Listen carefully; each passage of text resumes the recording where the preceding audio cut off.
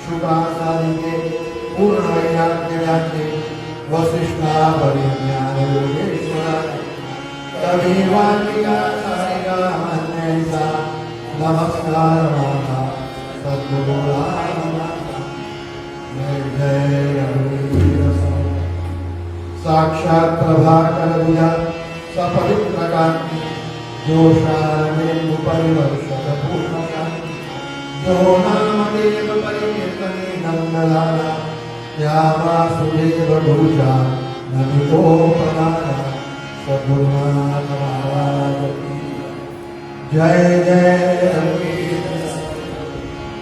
मंगलमूर्ति पंढरीनाथ महाराज की गोपाल कृष्ण भगवान की जय जय रघुवीर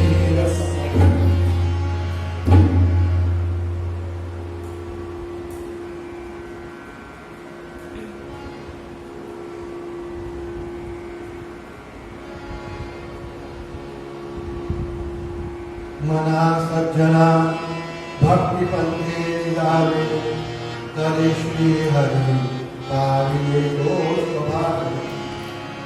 आपला विषय चालू आहे.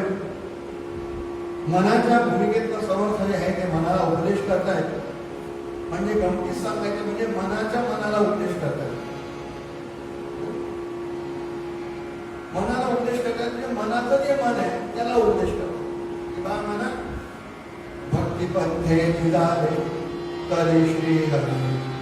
भक्तिपंथाचं जीवनामध्ये आचरण केलं, भक्तीला जीवनामध्ये जर आचरणात आणलं तरी श्री हरी पाविले तो स्वभाव. मग ती भक्ती म्हणजे नेमकी काय असं आपलं सगळं चिंतन चालू आहे नारदांच्या भक्तिसूत्राच्या माध्यमातून. विषय असा चाललाय यज्ञात्वा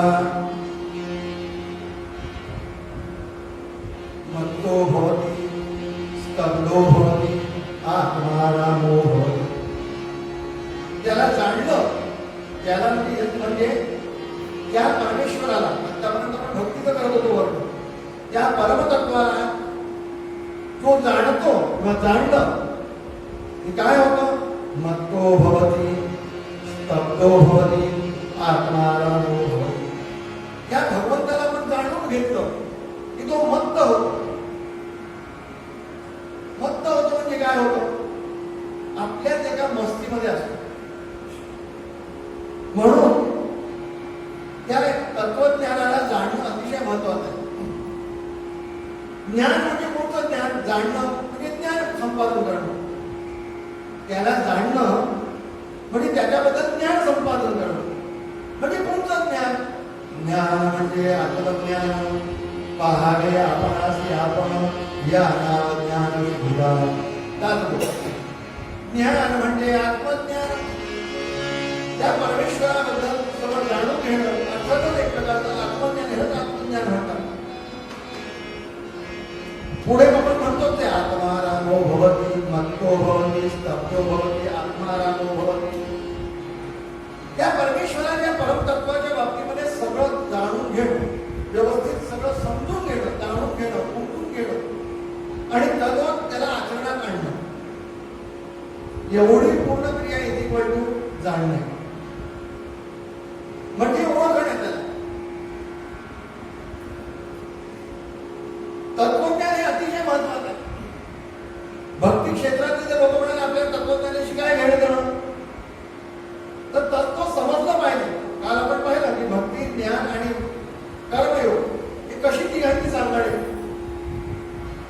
माठाला आपण कशी तिवई लावतो तेवढं ते प्रकरण आहे. एकमेकाची जोड आहे, एकमेकाला पूरक आहे. एक जरी काढलं तरी दोन घासळतात.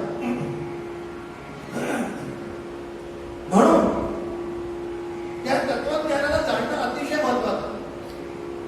असं म्हणून जाणणार नाही की आपण भक्ती करणार आहोत या सगळ्या गोष्टींची काय आवश्यकता आहे, त्याला जाणून घेण्याची काय आवश्यकता आहे. त्याला जाणलं पाहिजे, ते तत्वज्ञ समजलं पाहिजे, उमजलं पाहिजे आणि त्याच्या सतत सान्निध्यात राहिलं पाहिजे. म्हणजे काय म्हणायचं तत्वविस्मरणात भेटी वाट म्हटलंय. आपण जर विसरतो ते तत्व तर काही उपयोगाचं नाही. म्हणून त्याचं सतत मनन व्हायला पाहिजे, त्या गोष्टीला सतत राहून ठेवायला पाहिजे. तुम्ही म्हणाला आपण काय म्हणतो नको रे मना क्रोध नको रे मना काम. एका खिशामध्ये रिव्हॉल्वर, खिशामध्ये रिव्हॉल्वर आणि काय झालं समोरच्याने याला मारायला सुरुवात केली. खूप घाबरला लागलो, खूप घाबरलो, मला खात होता. नंतर याच्या लोकांनी म्हटलं अहो तुमच्या खिशात रिव्हॉल्वर होती ना, तो म्हणाला रिव्हॉल्वर होती हेच मी विसरून गेलो. जय जय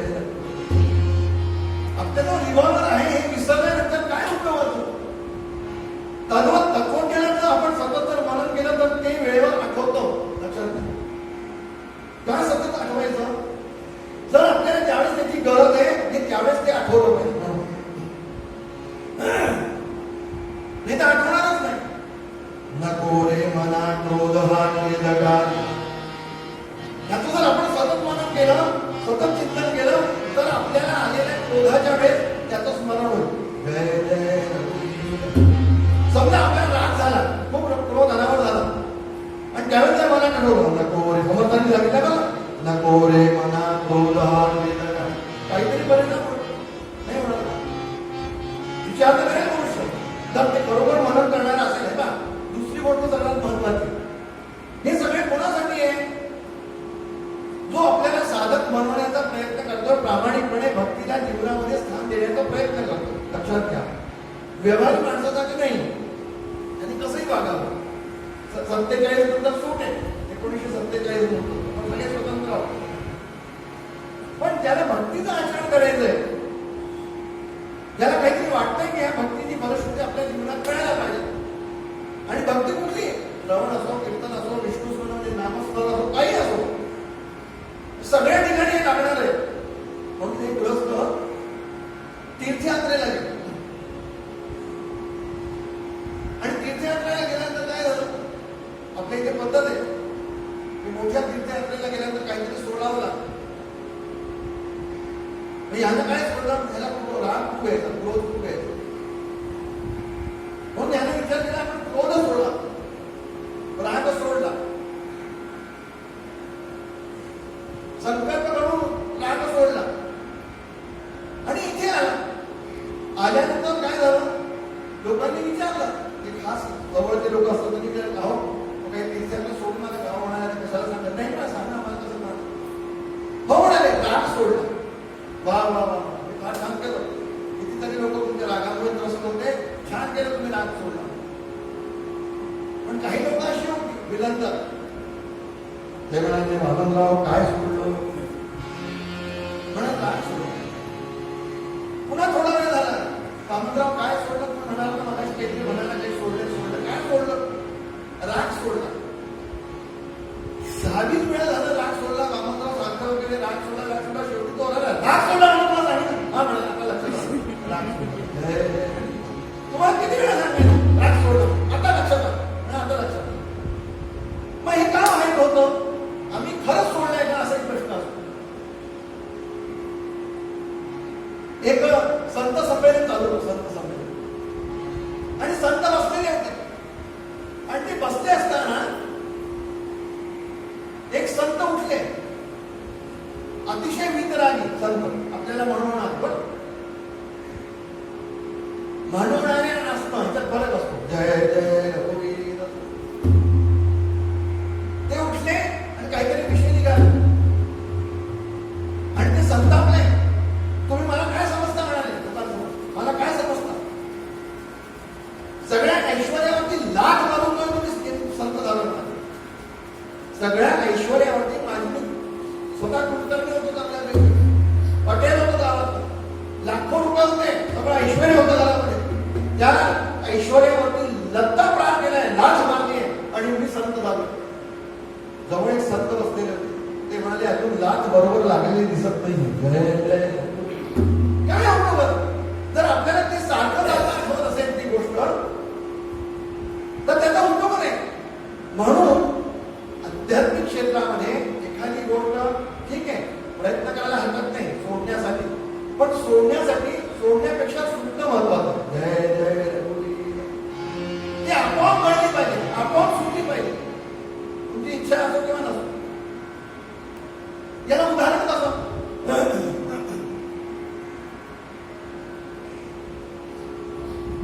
पूर्वीच्या काळी आपण लहानपणी कसं असायचं, माता भगिनींना लहानपणी त्यांना चपेटे वगैरे हे प्रकार खूप असायचे, आणि आपल्याला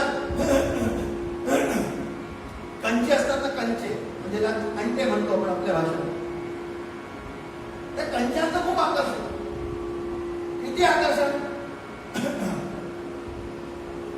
लहानपणी राखी आली ती कंचाचं ताट भरून मिळायचं, आणि असं वाटायचं की तो दिवस कधी येतो, तिचं राखीचं आकर्षण का, की कंचे मिळतील आपल्याला, चपेटे मिळतील म्हणून.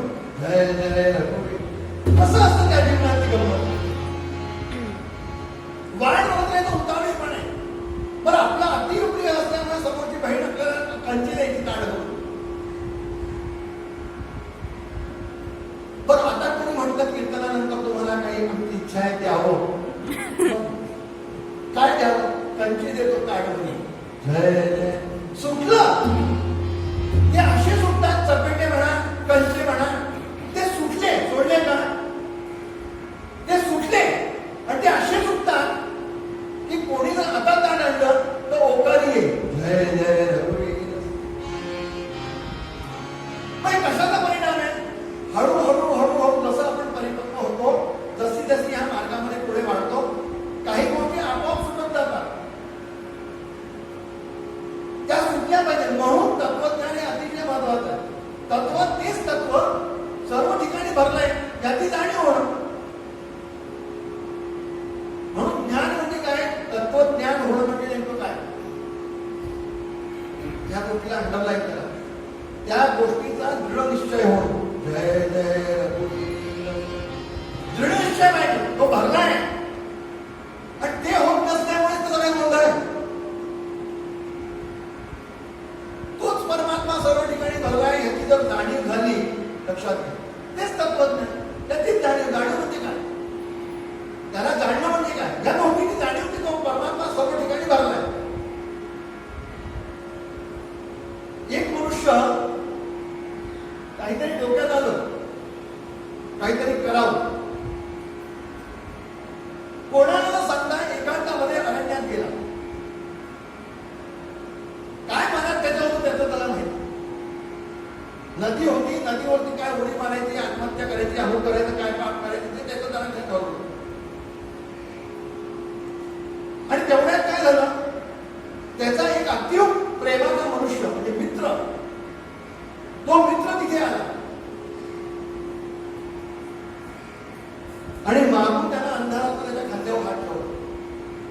मित्रा काय करतोस? कसा आलास? आणि याने लगेच हात धरला. अरे अरे म्हणा काही नाही. त्यानं पाहिलं की मित्राने आपल्याला पाहिलंय, लगेच बदलला. काही नाही म्हणत काही नाही. आणि त्याच्याबरोबर परत आला. जर मित्रांनी पाहिल्यानंतर आपण जर पापाचरण करणार असू, दुराचरण करणार असू, तर त्यापासून आपण पराभूत होऊ शकतो. तर तोच परमात्मा हा सर्व ठिकाणी भरलेला आहे आणि तो आपल्या प्रत्येक क्रियेला आणि प्रत्येक कृत्याला भरतो आहे. याची जाणीव जर झाली तर आपल्याकडून पापाचरण होईल का? जय जय रघुवीर. किती सुंदर विषय, किती सुंदर तत्वज्ञान आहे. पण गोंधळ असतं रे, तोच परमात्मा सर्व ठिकाणी भरला आहे आणि तो आम्हाला बघतोय. आमच्या प्रत्येक क्रियेचा तो साक्षी आहे. याचीच तर आम्हाला जाणीव होती. हीच तर विस्मृती होते. का विस्मृती होते?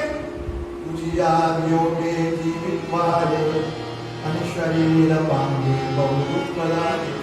अज्ञान दारिद्र्य मागे सरेना तुझ वेळ झाला भरतने. वियोग होण्याचं कारण काय?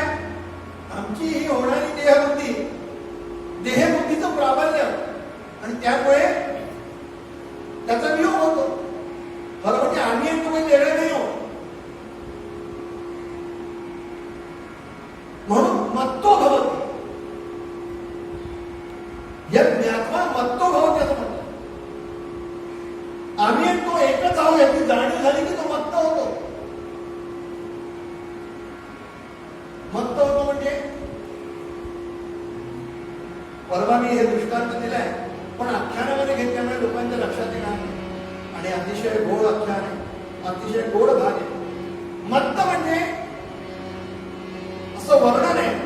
भगवंतानी प्रभू रामचंद्रांचा ज्यावेळेस विवाह झाला त्यावेळेस तो धनुष्य उतरण्यासाठी भगवान येथे उठले.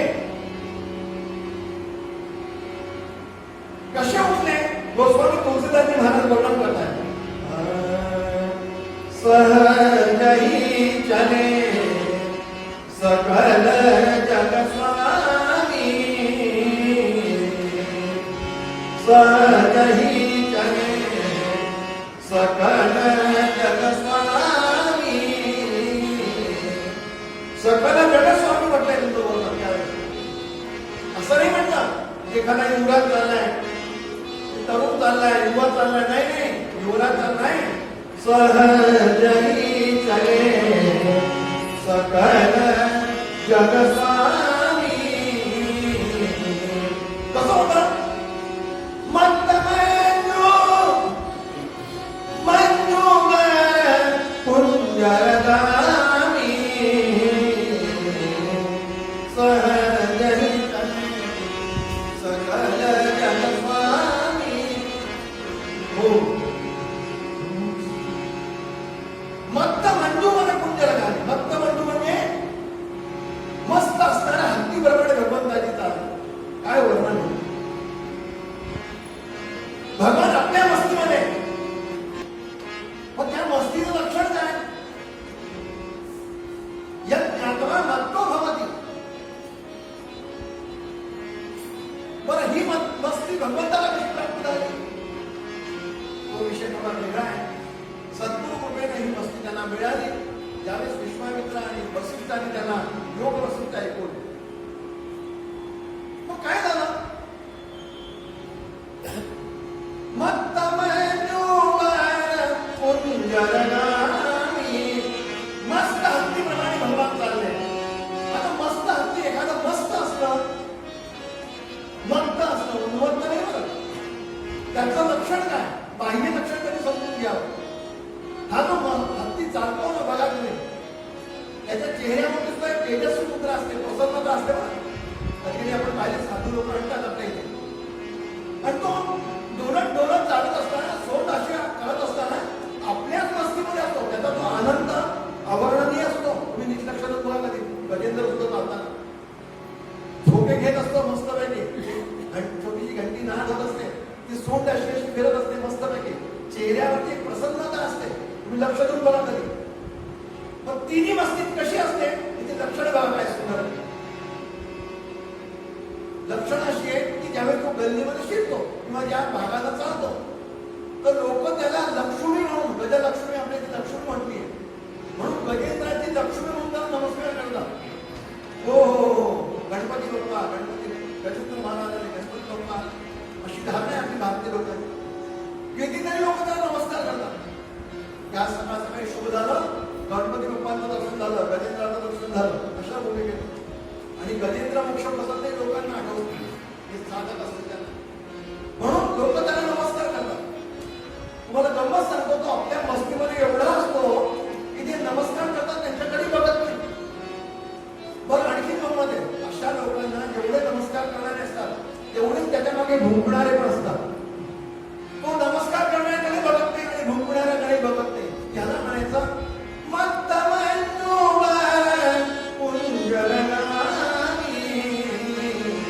मस्त आहे. असा काय मत्तो भवति. मस्त असतो, आपल्याच मस्तीमध्ये असतो, कोणाशी बोलत नाही, कोणाशी घेणं नाही, कोणाची काही अपेक्षा नाही, काही वाचवायचं नाही, आणि म्हणून काही बोलायचं काम नाही. काय असतं, आपण का बोलतो? अगदी सांगायचं माझ्यासारखे जास्तच बोलतात. का बोलतो? काहीतरी आपल्याला अपेक्षा असते म्हणून.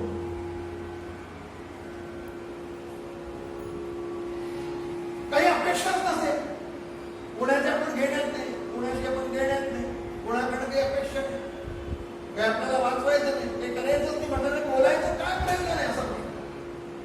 म्हणून तो आपल्या मस्तीमध्ये असतो, म्हणजे मौनच असतो. तुम्हाला सहज सांगतो, मौन जे आहे ना, मौन हे व्रत मनाचं आहे. जय जय भगवद्गीता सांगते, मौन व्रत, हे व्रत साधना ही मनाची साधना आहे, ही वाणीची साधना नाही. वाणीची साधना म्हणजे काय सांगू का? सत्य, सत्य बोलणं, प्रिय बोलणं, ही वाणीची साधना आहे. आपण मौन म्हणून साधना करतो, ती वाणीची साधना म्हणून करतो. वाणीची साधना नाही. आणि मौन म्हणजे काही बोलायचं कारणच नाही म्हणून मौन राहिलं पाहिजे. मौन व्रत धारण करण्याची अर्थ नाही. काही वेळा काय होतं, आपण मौन व्रत धारण करतो,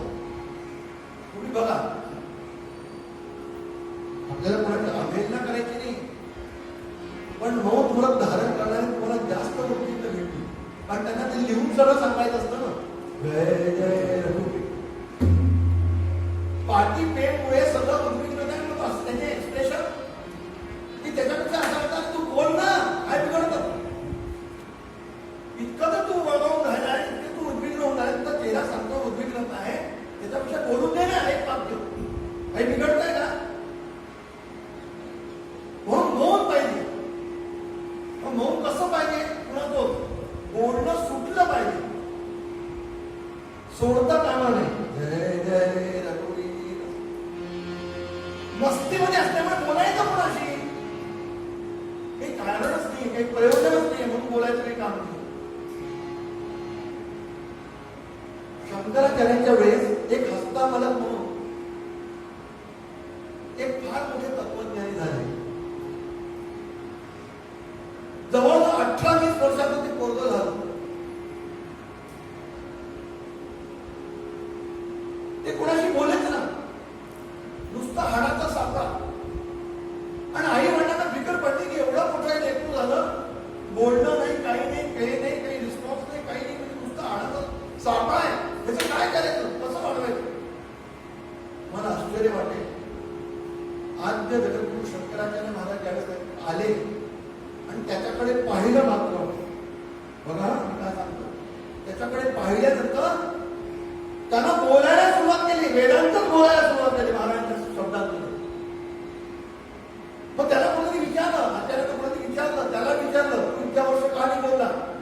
त्यांनी काय उत्तर द्यावं? कशी त्यांनी भारतीय ऋषीमुनी झाले विचारला. तो म्हणाला, माझ्याशी बोलण्याच्या लेवलचा कोणी भेटेल तर की त्याच्याशी मी बोलू.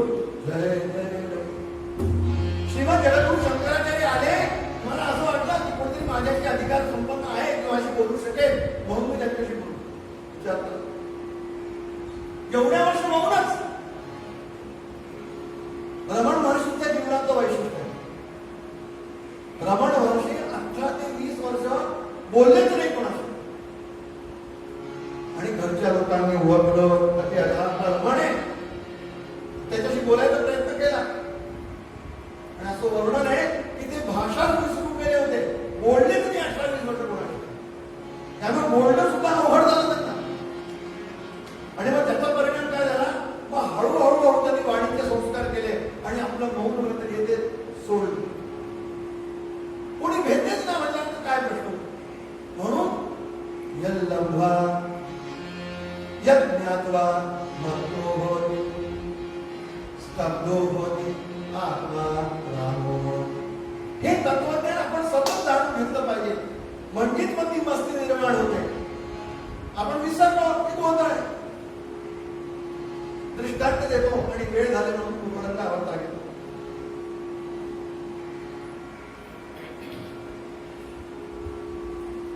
राजा भोजांच्या दरबारामध्ये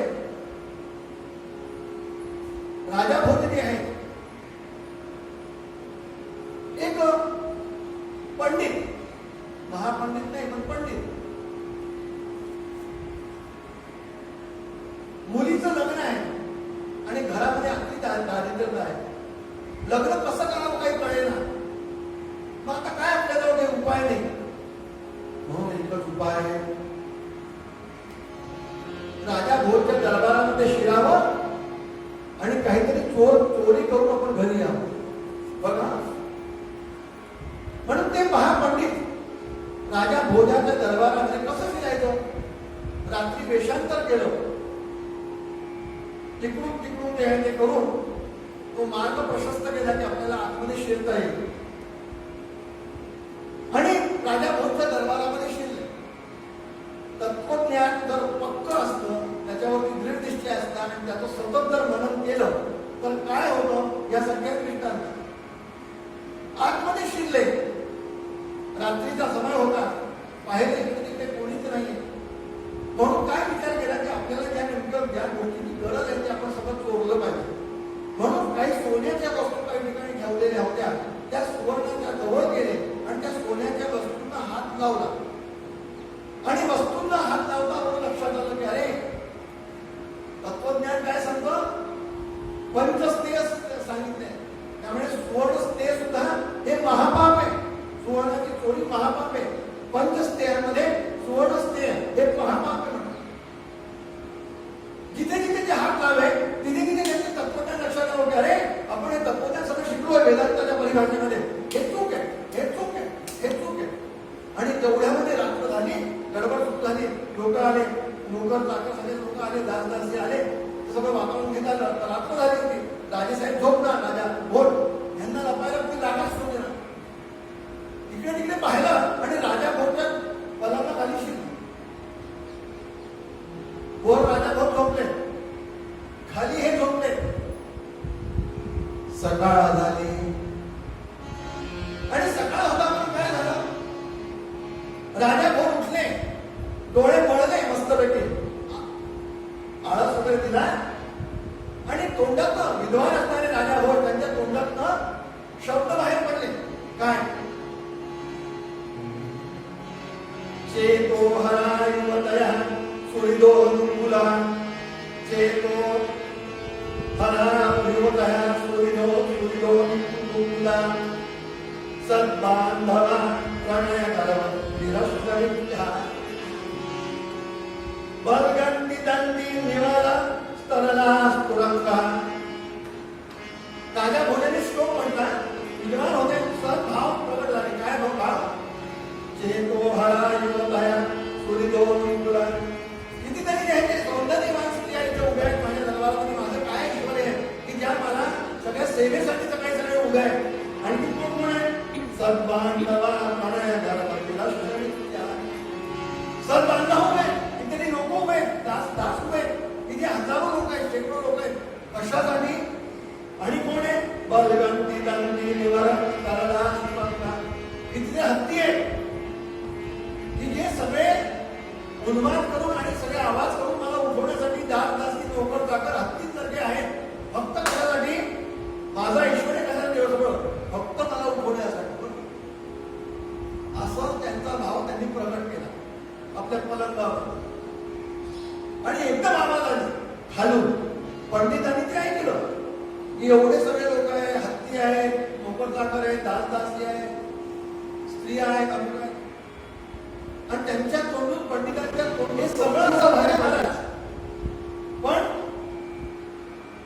नयनो नाही किंचित असते, सन्मिलनेर नयनो नाही किंचित असते. हे केव्हा आहे? जोपर्यंत तुमचे डोळे बंद नाहीये तोपर्यंत.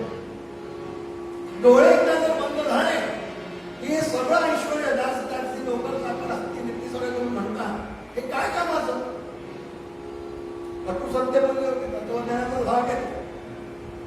पंडित महापंडित होते, तत्वज्ञान आत्मसात केलेलं होतं. आणि हा आवाज कुठून आला, आवाज कुठून आला, आवाज कुठून आला म्हणून लोकांनी पाहिलं. आणि शेवटी हे महापंडित बाहेर आले, म्हणाले महाराज माझ्याकडून हे शब्द निघाले. राजा बहुत विद्वान होते, विद्वानाची कदर करणारे होते. वा म्हणा. आणि महाराज मी खोटं बोललो का? अगदी बरोबर. डोळे उघडे तोपर्यंत आहे, डोळे बंद झाले की काही उपयोगाचं नाही. बरोबर. मग राजाने त्यांचा सन्मान केला. कसं काय आला? त्याने सांगितलं महाराज मुलीचं लग्न आहे, मला काही गत्यंतर नव्हतं म्हणून चोरी करायला आलो. काही चोरलं का? काही चोरू शकलो नाही. का? सगळं जिथे जिथे मी हात लावत होतो तिथे मला माझंच तत्वज्ञान आढळेल. जय जय सांगण्याचं तात्पर्य तत्वज्ञान आम्ही आत्मसात केलं, त्याला जर जाणलं, त्याला जर ओळखलं, तोच सर्वत्र व्यापी आहे. सर्व ठिकाणी तो चलाचलामध्ये भरला आहे. तर कदाचित आमचं मन हे अंतर्मुख होईल बहिर्मुखाच्या बाबतीत. जिथे तिथे असं वाटलं की तो परमात्मा आहे म्हटलं तर आमचं मुख मन अंतर्मुख होईल. आणि खऱ्या अर्थानं अंतर्मुख झालेलं म्हणूनच भगवंताला अपेक्षित आहे. म्हणून ते मन जर आपण भगवंताला अर्पण केलं तर काय मना